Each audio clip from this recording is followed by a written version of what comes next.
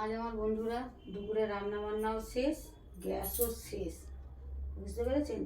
তরকারিটার ঝোলটা একটু শুকাতো, কিন্তু চলুন আপনার সাথে আগে দুপুরে লাঞ্চ মেনুটা শেয়ার করে নিই।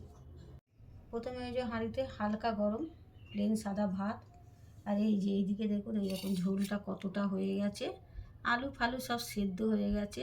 তরকারিটা বসিয়েছি, আলু সেদ্ধ হয়ে গেছে, ব্যাস দেখছি গ্যাস শেষ।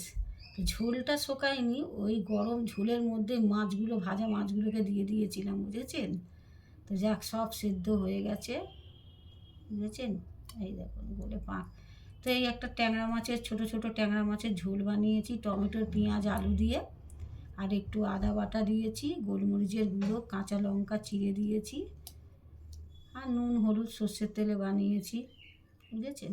ঝোল ঝোল হয়ে গেছে, একটু শোকাতো, কিন্তু যাই হোক খাওয়া যাবে। আর এদিকে আছে যে কালকে শিম আলু দিয়ে চারা মাছের একটা ঝাল করেছিলাম,